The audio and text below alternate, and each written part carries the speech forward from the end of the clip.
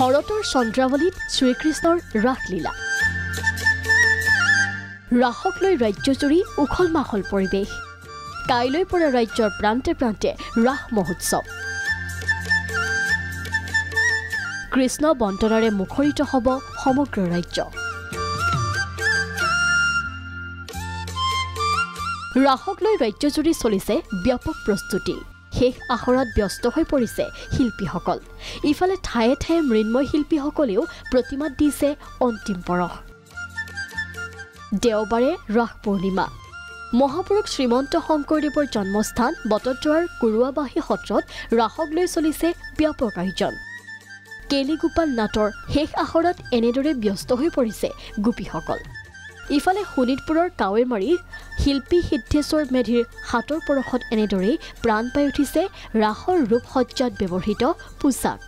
২৫ বছৰ ধৰি এই কৰ্মৰ সৈতে জড়িত হৈ আছে শিল্পীগৰাকী আনহাতে উত্তৰ গুৱাহাটীৰ ৰুদ্ৰেশ্বৰত ৭ দিনীয়াকৈ আয়োজন কৰিছে ৰাস মহোৎসৱ অতি আকৰ্ষণীয়ভাৱে সাজু কৰিছে মৃন্ময় প্ৰতিমাৰ লগতে বিদ্যুৎ চালিত মূৰ্তি একেদৰে বস্ত্ৰনগৰী শুৱালকুছিৰ ব্ৰহ্মপুত্ৰৰ বালিচৰতো চলিছে ৰাস মহোৎসৱৰ পূৰ্ণ প্ৰস্তুতি দিনে নিশাই মূৰ্তি বনোৱাত ব্যস্ত হৈ পৰিছে শিল্পীসকল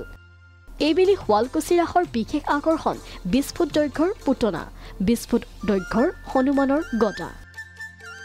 ঢকুৱাখানাত ৰাসৰ অনুশীলনত ব্যস্ত হৈ পৰিছে অভিনেত্ৰী শ্যামন্তিকা শৰ্মা আহিছো এবাৰ দৈৱকী চৰিত্ৰ আৰু লগতে ৰাধাৰ চৰিত্ৰত অভিনয় কৰিবলৈ গতিকে শিকিবলৈ চেষ্টা কৰি আছো তেওঁলোকে কিদৰে কৰে গতিকে ভাবিছো আশা কৰিছো যে ইয়াৰে ৰাইজে ভাল পাব গতিকে এই ২-৩ দিন মই যি আখৰা কৰিম যিমানখিনি মই আয়ত্ত কৰিবলৈ পাৰো চেষ্টা কৰিম সোণাপুৰত ডিমৰীয়াৰ মালৈবাৰীতো চলিছে ৰাস মহোৎসৱৰ প্ৰস্তুতি